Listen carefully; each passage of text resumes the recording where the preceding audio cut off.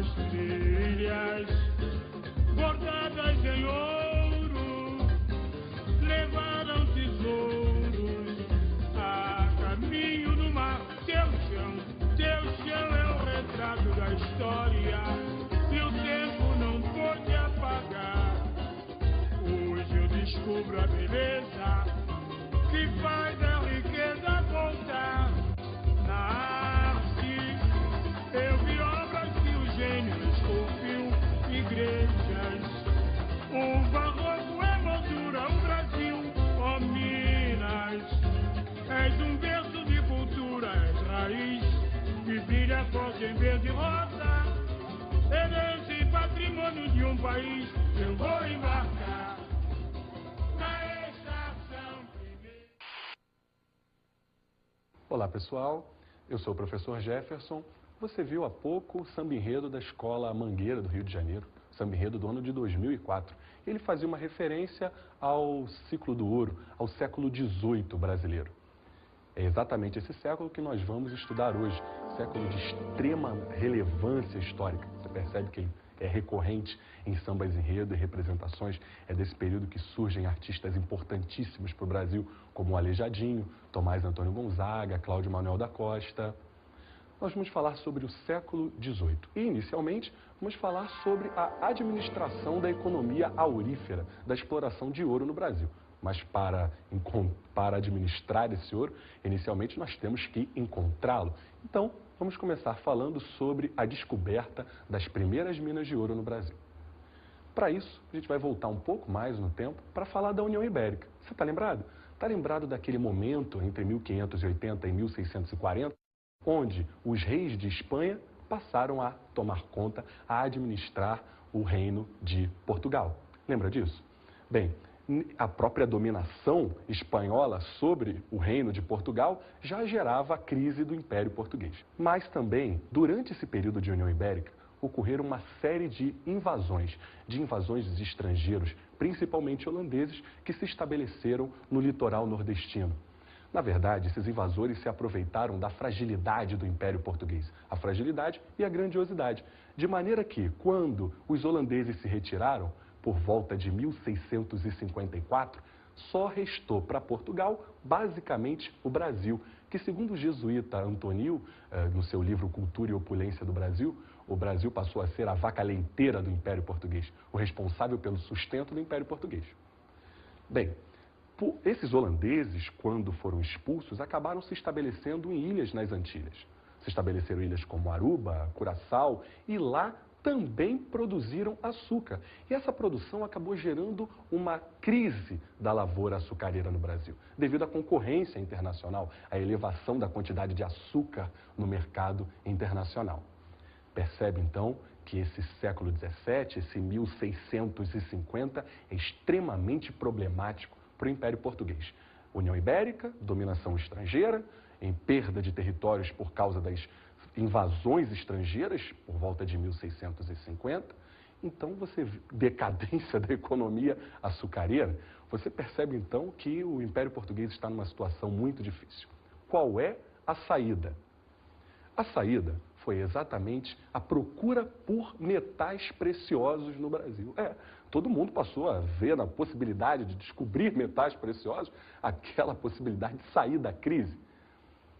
Não só o Império Português, mas também particulares, bandeirantes. Esses bandeirantes passaram a buscar metais preciosos até para conseguir sobreviver, encontrar uma forma de sustento. E você sabe, né? O ditado, quem procura acha. E ainda no final do século XVII, por volta de 1693, 94, esses bandeirantes acabaram encontrando as primeiras minas de metais preciosos. Quando as primeiras notícias de descoberta de metais preciosos chegaram a Portugal, ainda logo no início do século XVIII, muitos portugueses migraram para a região das Minas Gerais. É claro, todo mundo está tentando superar essa grave crise do século XVII.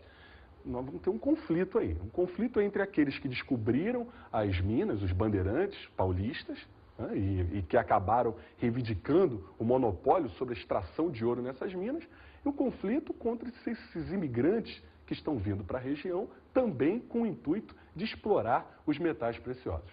Esse conflito ficou conhecido como a Guerra dos Emboabas. Esse conflito, a Guerra dos Emboabas, os bandeirantes paulistas perderam, a coroa portuguesa foi a grande vitoriosa. E a partir da vitória, a coroa portuguesa passou a gerar a administração dessas áreas auríferas. O primeiro órgão de administração, ainda em 1702, foi a Intendência das Minas. A Intendência das Minas era o principal órgão de administração da região aurífera.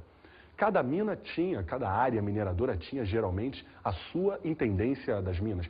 O intendente das minas era responsável pela administração, pela cobrança dos impostos, também pelo controle e fiscalização do contrabando. Afinal, nós estamos num momento delicado, nesse momento de crise do Império Português, a questão do contrabando era muito grave. Todo mundo está querendo burlar o excesso tributário que a coroa portuguesa impunha àqueles que exploravam ouro. Tudo bem?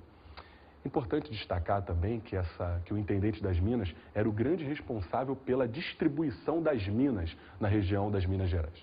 A distribuição das minas entre aqueles que queriam explorá-la. Tá? Essas minas, divididas em datas, eram sorteadas de acordo com aquele que tinha mais escravos. No ano de 1729, na região do Arraial do Tijuco, encontrou-se diamante. Essa região do Arraial do Tijuco hoje nós chamamos de Distrito Diamantino. No início até tentou-se tributar com formas como o quinto, nós falaremos já sobre ele, tentou-se tributar o diamante com o quinto, que é a retirada de 20% em impostos revertidos à coroa portuguesa. Mas como é que eu vou tirar 20% de uma pedra de diamante? Ficava meio difícil cobrar o quinto no Distrito Diamantino. Então, o que a coroa portuguesa pensou? A coroa portuguesa pensou em arrendar a exploração dos diamantes para contratadores. Esses contratadores acabavam antecipando receita à coroa portuguesa em troca do direito da exclusividade de exploração de diamantes no Distrito Diamantino. Em 1771, o Marquês de Pombal, uma figura histórica que nós ainda falaremos na nossa videoaula, o Marquês de Pombal teve uma ideia de fazer com que a exploração no Distrito Diamantino fosse um monopólio régio, ou seja, uma exclusividade da coroa portuguesa a partir de 1771. Ainda referente à questão da organização da administração na região aurífera, temos que falar na questão tributária. O Império Português em crise, como nós falamos, criou uma série de impostos para poder explorar o máximo da região mineradora, afetando diretamente as pessoas diretamente relacionadas à exploração de ouro na região das Gerais. O primeiro imposto criado com esse fim foi a captação. O próprio nome já nos dá algumas dicas. Captação per capita por cabeça de escravo, explorando em cada uma das minas pertencente a seus respectivos mineradores. Essas minas eram distribuídas pela Intendência das Minas, pela figura do guarda-mor, um membro desse órgão de administração da Intendência das Minas, que, como nós vimos, foi criado para administrar a região mineradora. Esse imposto, a captação, ficava na casa dos 17 gramas de ouro por escravo. Tudo bem? Também temos que falar, além da captação, em um outro imposto, que era o quinto. Como o próprio nome já diz, 20%, a quinta parte, de tudo que é extraído na região aurífera deve ser destinado à coroa portuguesa. Esse é o quinto. Mas a gente sabe que no caso de tributos no Brasil, até hoje, infelizmente, a sonegação era uma prática muito comum. Para conter a sonegação de impostos na região aurífera, a coroa portuguesa resolveu instalar as casas de fundição. A primeira foi idealizada por volta de 1719, 1720 e deveria ser instalada em Vila Rica, primeira casa de fundição. A casa de fundição, como o próprio nome diz, tinha o objetivo de fundir todo o ouro em barras. A partir da criação das casas de fundição, todo o ouro extraído na região das Gerais deveria ir obrigatoriamente para as casas de fundição. Nas casas de fundição, o ouro seria transformado em barras e receberia um selo real.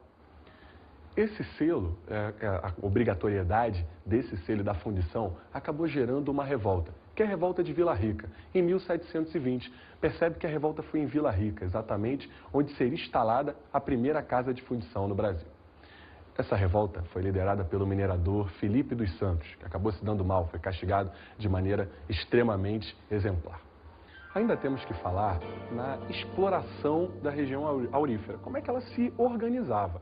Na verdade, existiam duas formas básicas de exploração de ouro no Brasil. A maior e mais importante delas era a grande exploração, realizada em datas onde os escravos lavravam. Essas datas pertenciam a mineradores, pessoas ricas, até porque o investimento inicial nessa atividade era muito elevado. Havia ainda um outro tipo de exploração, que a gente chama de pequena exploração. Era organizado por pescadores, pessoas humildes, oriundas de Portugal, Nordeste, entre outras regiões. Essas pessoas realizavam a sua faiscagem tanto em leitos de rios, como também em minas abandonadas. O investimento inicial era muito pequeno, era por isso que essas pessoas partiam para essa exploração. A partir de agora, vamos falar sobre a organização da sociedade mineradora. A sociedade mineradora ela tinha algumas especificidades em relação a outras formas de organização social no Brasil, como a sociedade açucareira. A sociedade mineradora inicialmente era caracterizada por um grande contingente populacional. A sociedade mineradora passou por uma elevação demográfica, é claro, várias pessoas atraídas pela febre do ouro migraram para a região. Sabemos, inclusive, nos dias de hoje, que muita gente é sinônimo de cidade. Essas multidões de pessoas oriundas do Império Português e outras áreas acabaram fazendo com que, na região das Gerais, surgissem cidades importantes, como Vila Rica, Sabará, São João del Rei, Ouro Preto, Diamantina, entre outras cidades importantes, historicamente, até os nossos dias. Urbanização, dinamização da sociedade. É importante frisar isso. O mercado interno da região das Gerais vai se diversificar bastante. Por que o mercado interno se diversifica? Porque com as cidades surgem várias atividades comerciais. Surgem, por exemplo, os prestadores de serviços, professores, médicos, vários setores surgem a partir daí. Não só professores, médicos, mineradores, entre outros, mas também pessoas que vão se especializar na atividade manufatureira. Espera aí, professor. Atividade manufatureira? Mas o sistema colonial não proibia que as colônias tivessem suas manufaturas?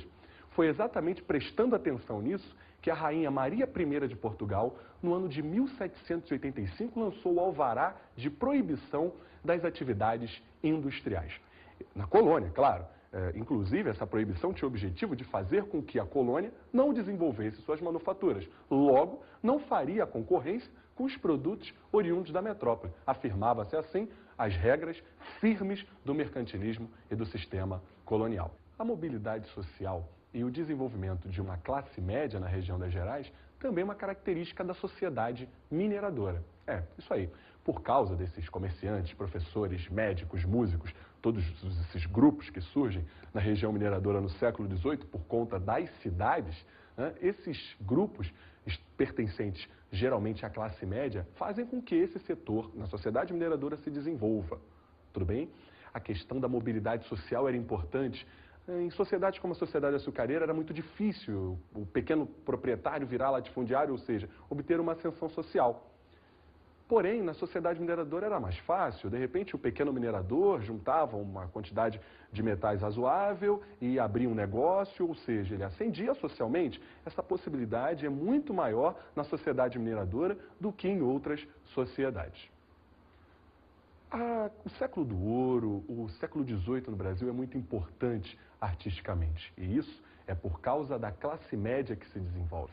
A classe média, os filhos da classe média que vão estudar nas melhores universidades europeias e trazem para o Brasil estilos literários, como o arcadismo de Tomás Antônio Gonzaga, o arcadismo de Cláudio Manuel da Costa, Alvarenga Peixoto, entre outros artistas. Além desses artistas, temos que falar também na figura do célebre Aleijadinho. O Aleijadinho, que foi responsável pela difusão da arte barroca na região das Gerais, com as suas esculturas, as suas decorações nas igrejas da região das Gerais. Nós temos, inclusive, a imagem, para que você acompanhe, a imagem de uma das obras, o Davi, o profeta Davi, de Aleijadinho, para você visualizar o estilo barroco presente na região das Gerais. Essa classe média que está se intelectualizando lá fora, ela não só traz estilos literários não, hein? Ela traz também iluminismo, a ideologia do século XVIII, uma ideologia libertária de luta contra a opressão, é muito importante. Quando esses intelectuais, essa classe média foi estudar na Europa e trouxe o iluminismo para cá, percebeu exatamente a exploração tributária que era cometida por conta de quinto, por conta de captação, por conta de todos esses impostos que eram criados pela coroa portuguesa. Foi exatamente contra a exploração tributária, contra a opressão da coroa portuguesa, que a classe média organizou em Confidência Mineira em 1789. E olha só, quem diria, lembra dos intelectuais? Cláudio Manuel da Costa, Tomás Antônio Gonzaga, estavam entre os inconfidentes. É claro, com a companhia do célebre Tiradentes, um dos poucos a morrer após os autos da devassa, o julgamento da Inconfidência Mineira, e você sabe, castigado de maneira extremamente exemplar para que outros colonos não realizassem o mesmo. Vamos falar agora sobre as consequências da mineração para o Brasil. É isso. A primeira grande consequência da mineração para o Brasil foi a transferência do eixo econômico para o Centro-Sul. O eixo econômico que até então sempre esteve no Nordeste por causa da economia açucareira. Agora, esse eixo encontra-se no Centro-Sul, entre Rio de Janeiro e Minas Gerais, as áreas que vão passar a ser as áreas mais importantes após o advento da mineração. Uma outra consequência muito importante também é a expansão territorial. Por quê? Porque com a mineração serão ocupadas áreas no interior do Brasil, áreas como Minas Gerais, mas não só Minas Gerais, hein? O Centro-Oeste também. Goiás, Mato Grosso do Sul, são áreas que a mineração ajudou a ocupar, interiorizando a ocupação portuguesa na América. Também é importante destacar uma outra consequência muito importante, que foi a transferência da capital de Salvador para o Rio de Janeiro, uma medida do Pombal. Nós falaremos sobre ele ainda hoje, no ano de 1763. Agora, por que transferir a capital para o Rio de Janeiro? É simples. O Rio de Janeiro era a principal rota de escoamento da produção aurífera. Minas Gerais não tem porto. Você sabe um pouquinho da geografia do Brasil. Minas Gerais não tem porto, então a produção de minérios em direção a Portugal deveria obrigatoriamente passar pelo Rio de Janeiro. E o que o Pombal queria era ampliar o controle sobre esse escoamento, evitando saques e evitando qualquer tipo de contrabando nesse meio do caminho. É importante também destacar para onde será que foi o ouro do Brasil, né? O destino desse ouro do Brasil. Mas antes nós vamos consultar a galera, vamos ver o que a galera sabe sobre esse assunto. Roda aí. Como assim ouro? Ouro. O ouro, a pedra. Não sei. Era uma foto de vergonha. Me conta uma coisa, onde é que foi parar o ouro do Brasil? Em qualquer lugar, menos no Brasil. A coroa portuguesa, né? Quando invadiu o Brasil na colonização, pegou e levou tudo. E você acha que foi pra onde? Não sei.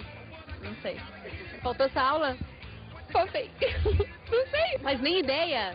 Sei lá, Portugal. Por que foi pra Portugal? Porque o Brasil era colônia de Portugal, daí era explorado por Portugal. Não foi que nem Estados Unidos. Estados Unidos não foi colônia de exploração, foi colônia mesmo. Será que o ouro acabou? Acabou. Tem no norte, mas se tiver, não é da gente.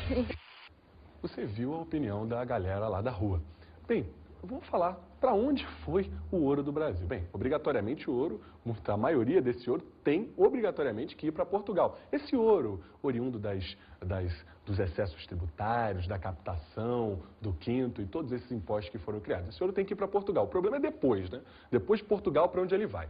A Inglaterra, no ano de 1703, assinou o Tratado de Methuen. Esse Tratado de Methuen, também conhecido como Tratado de Panos e Vinhos, dizia o seguinte: a Inglaterra ganharia vantagens alfandegárias para vender seus panos em Portugal. E Portugal ganharia vantagens alfandegárias para vender o seu vinho, né, o vinho do Porto, tradicionalíssimo, para vender seus vinhos na Inglaterra. Bem, eu acho que você em casa compra muito mais pano do que vinho. Logo, esse tratado privilegiava a Inglaterra. A Inglaterra vendia muito mais tecidos para Portugal do que comprava os vinhos portugueses. Percebeu que está rolando um certo déficit na balança comercial entre os dois países. Adivinha o que era utilizado para cobrir esses déficits? Para cobrir esses déficits eram utilizados exatamente o ouro que vem do Brasil. O ouro que veio do Brasil, então, serviu para alimentar as indústrias inglesas. A burguesia inglesa acumulou esse dinheiro, fez a famosa acumulação primitiva de capitais, acumulou esse dinheiro e investiu na produção industrial. E o que fez Portugal? Portugal comprou e muito. Comprou para sustentar o luxo da vida em Portugal, da nobreza portuguesa. Isso. É por isso que a gente diz, inclusive, que o ciclo do ouro, a mineração, deixou muitos buracos. Os buracos no Brasil, buracos oriundos da exploração. Deixou também igrejas em Portugal e indústrias na Inglaterra. Percebe que quando Portugal compra muitos produtos ingleses, produtos a um preço baixo por causa da modernização da produção lá na Inglaterra, a gente chama esse processo de revolução industrial, não é isso? Como Portugal compra muitos produtos ingleses, o que acontece com a manufatura portuguesa? A manufatura fica atrofiada, não consegue concorrer com a produção industrial inglesa. Deixa eu falar agora sobre o declínio da mineração. Você sabe, né? Tudo que é bom dura pouco. Ou seja, lá pelos idos de 1750, 1760, a quantidade de ouro extraída no Brasil já começa a reduzir-se de maneira consubstancial. Por que isso acontece? Você sabe que Portugal podia entender muito de açúcar. Até entendia alguma coisa de vinho. Agora, de exploração aurífera, Portugal não conhecia muito. O desconhecimento das técnicas fez com que muito ouro ou não fosse encontrado ou fosse desperdiçado. Além disso, existe uma característica geológica para o ouro brasileiro. O ouro brasileiro é o que a gente chama de ouro de aluvião, que era um ouro de pouca profundidade. Isso é uma característica geológica e fazia com que o ouro fosse, por sua pouca profundidade, fazer com que ele fosse facilmente extraído, mas acabava rápido por conta da sua pouca profundidade. O renascimento agrícola, na verdade, é uma consequência da decadência da mineração. Por quê? Porque muitas pessoas que até então se dedicavam à mineração no Brasil, no século XVIII, durante todo o século XVIII se dedicavam à mineração, passaram então a atuar na atividade agrícola. O ouro acabou, as pessoas tiveram que realizar outras atividades. Então, ocorreu um fluxo de pessoas para antigas áreas produtoras de gêneros agrícolas. No caso, o litoral nordestino, tradicional produtor de açúcar, também o Maranhão, que era um franco produtor de algodão. Esse momento onde a produção agrícola vai voltar a se desenvolver, vai contar com uma conjuntura internacional muito favorável. No caso, nós temos que mencionar a independência das 13 colônias, o processo de criação dos Estados Unidos de hoje. Os Estados Unidos eram um grande concorrente na produção algodoeira em relação ao Brasil. A Guerra de Independência não só paralisou a produção de algodão nas 13 colônias inglesas, como também dificultou a venda desse algodão das 13 colônias para a Inglaterra, afinal as duas regiões estão em guerra, que é a Guerra de Independência. A Inglaterra passou a comprar algodão do Maranhão, o que estimulou bastante a produção do algodão nessa região. A produção açucareira no Nordeste também contou com uma conjuntura internacional bastante favorável. Foi a Guerra de Independência do Haiti, onde escravos, mestiços, enfim, lutaram não só contra a escravidão, mas também em prol da independência política. Essa guerra, a Guerra de Independência do Haiti, também dificultou, paralisou a produção açucareira nas Antilhas, que era o grande concorrente do Brasil nessa época, de final de século XVIII. E isso aí vai agradar muitos produtores aqui do Nordeste brasileiro que vão se sentir estimulados a produzir açúcar para o mercado internacional. Vamos falar agora sobre uma figura extremamente importante da história do Império Português, Marquês de Pombal. É a época pombalina, a era pombalina, que dura de 1750 até 1777. O Marquês de Pombal, também chamado de Sebastião José de Carvalho e Melo, era ministro do rei Dom José I. Pombal era um representante da lógica do despotismo esclarecido. O que é isso? O despotismo esclarecido nada mais é do que a aplicação do racionalismo, da ideia de razão, muito cara ao século XVIII, aplicação do racionalismo para gerar reformas no intuito de racionalizar, dinamizar a administração do Império Português. O objetivo disso é promover o desenvolvimento do Império diante do avanço do iluminismo e da crítica da burguesia ao antigo regime. Com esse objetivo, o Pombal gerou uma série de reformas importantes. Entre elas, uma nós já falamos, é a transferência da capital para o Rio de Janeiro. Lembra disso? Pombal transferiu do Salvador para o Rio de Janeiro em 1763 para melhor controlar o escoamento da produção, evitando saques e contrabandos. Está lembrado? Uma outra medida importante do Pombal é a derrama, criada pela primeira vez em 1762. Pombal viu que, a partir de 1760, a quantidade de quinto está diminuindo no Brasil. A quantidade de quinto que está indo para Portugal está diminuindo. Por quê? Justamente por causa do declínio da mineração a partir da década de 1760. E você sabe que o quinto, 20%, é o imposto proporcional. Só que Pombal queria 100 arrobas, aproximadamente 1,5 toneladas em quinto. 1,5 toneladas de ouro em quinto era o que Pombal queria, só que com o declínio da mineração nós não estávamos chegando às 100 arrobas. Qual foi a solução encontrada por Pombal? Criar uma cota fixa de 100 arrobas anuais. O quinto tinha que dar 100 arrobas. Mas, professor, no momento de declínio, o quinto só está dando 85. A diferença era cobrada através da derrama. Recapitulando, a derrama é a cobrança da diferença entre as 100 arrobas que Pombal queria e o que o quinto conseguiu. A derrama era cobrada de maneira extremamente violenta, com os dragões, as tropas portuguesas, invadindo casas, saqueando tudo que encontravam pela frente. Inclusive, a derrama é uma das causas da Inconfidência Mineira de 1789. Uma outra medida do Pombal é a criação de companhias de comércio, como a Companhia de Comércio do Grão-Pará e do Maranhão e de Pernambuco e Paraíba. Essas companhias de comércio tinham o objetivo de monopolizar o comércio na região. Com isso, Portugal garantia a elevação da exploração sobre essas regiões. Em 1759, o Pombal expulsou a Companhia de Jesus do Império Português. A Companhia de Jesus, um dos grandes agentes de colonização do Império Português. Portugal expulsou a Companhia de Jesus do Império. Na verdade, o Pombal disse que utilizou a Guerra Guaranítica como um argumento para expulsar os jesuítas. Na Guerra Guaranítica, não sei se vocês estão lembrados, mas na Guerra Guaranítica, Portugal enfrentou a Companhia de Jesus porque essa se recusava a se retirar da região dos Sete Povos, que era uma colônia fundada por jesuítas espanhóis, que com o Tratado de Madrid deveria passar para o Império Português. Por causa da Guerra Guaranítica, Portugal disse: jesuítas fora do Império Português. O que, na verdade, Pombal queria era eliminar a influência política dessa companhia dentro do Império. Mas espera lá, professor, eu sei que a Companhia de Jesus era responsável pelo ensino na colônia. Se eles foram expulsos, o que aconteceu com o ensino no Brasil? Adivinha? O ensino no Brasil, a partir de agora, passou a ser um ensino laico, ou seja, controlado pelo Estado português e não mais por instituições religiosas. Isso é uma consequência da expulsão da Companhia de Jesus do Império Português. Bem, Pombal também acabou com o sistema de capitanias hereditárias no ano de 1759. O sistema de capitanias hereditárias, que na verdade já vinha em crise desde mesmo da sua criação, foi finalizado em 1759, ou seja, todo o Brasil passou a ser administrado não por donatários, não por particulares, mas diretamente pela coroa portuguesa. Pombal ainda deu estímulos à agromanufatura portuguesa e perseguiu elementos importantes da nobreza portuguesa.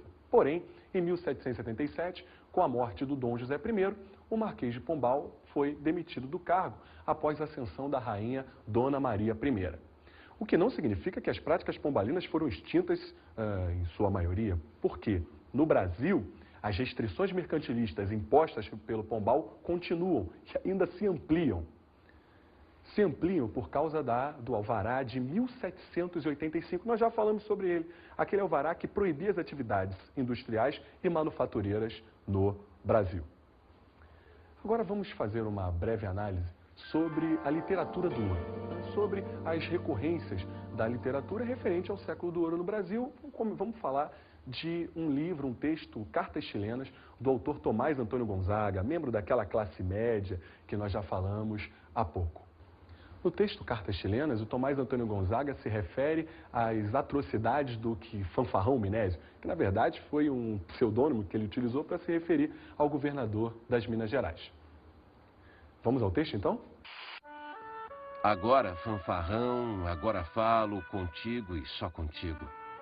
Por que causa ordenas que se faça uma cobrança tão rápida e tão forte contra aqueles que ao erário só devem tênues somas?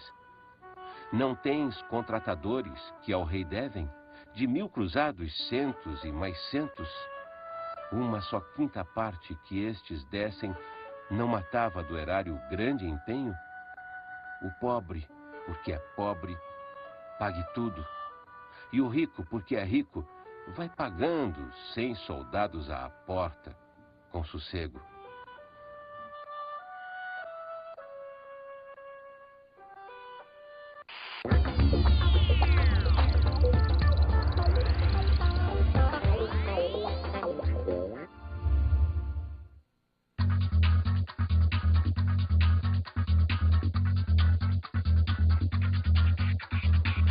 Entre as dicas de estudo, gostaria de destacar o título do Eduardo Galeano, As Veias Abertas da América Latina, da editora Paz e Terra.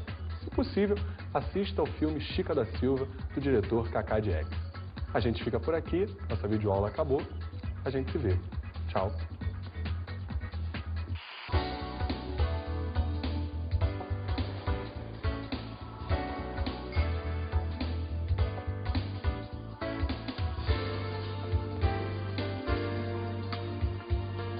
Na aula de hoje estudamos o século do ouro no Brasil. Falamos sobre a administração da economia aurífera. Na administração da economia aurífera, tivemos a criação de órgãos como a Intendência das Minas e o Distrito Diamantino, além da exploração tributária, da captação e do quinto. Vimos as consequências da mineração.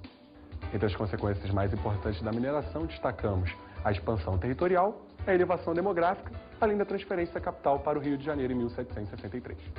E aprendemos sobre a Era Pombalina. Marquês de Pombal foi responsável por importantes medidas como a derrama, a expulsão da Companhia de Jesus, a transferência da capital para o Rio de Janeiro e a extinção do sistema de capitanias hereditárias no Brasil. Bons estudos!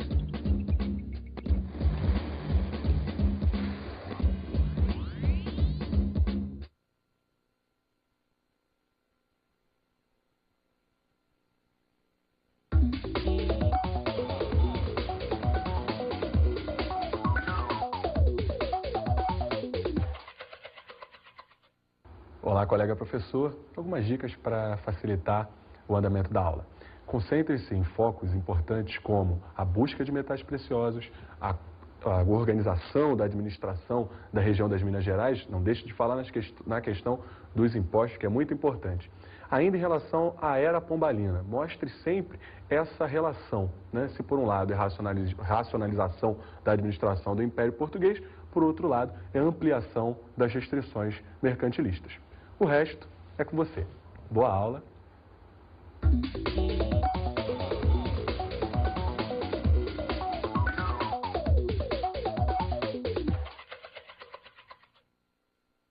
Disso? Bem, a própria dominação espanhola sobre o Reino de Portugal já gerava a crise do Império Português. Mas também, durante esse período de União Ibérica, ocorreram uma série de invasões de estrangeiros, principalmente holandeses, que se estabeleceram no litoral nordestino.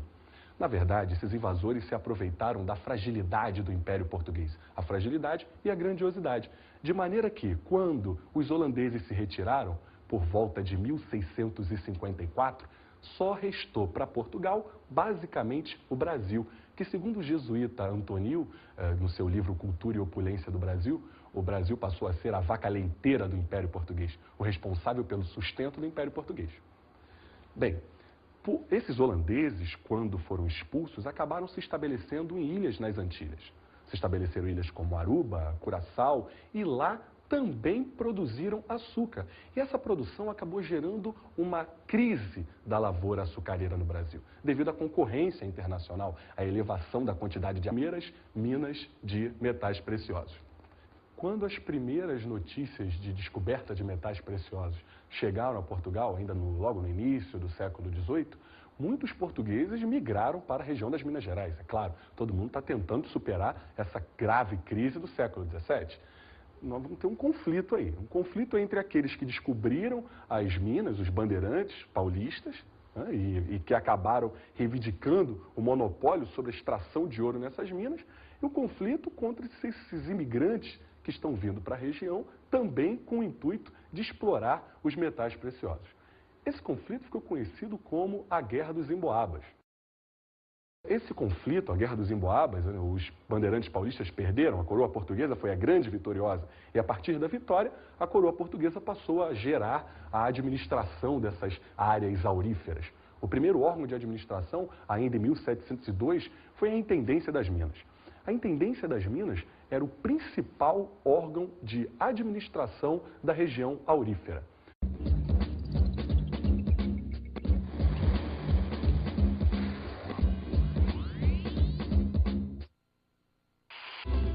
As trilhas bordadas em ouro levaram tesouros a caminho do mar. Teu chão é o retrato da história e o tempo não pode apagar. Hoje eu descubro a beleza que faz a riqueza voltar. Na arte eu vi obras que o gênio esculpiu, igrejas. O barroco é moldura, o Brasil, ó Minas. És um berço de cultura, és raiz, que brilha forte em verde e rosa.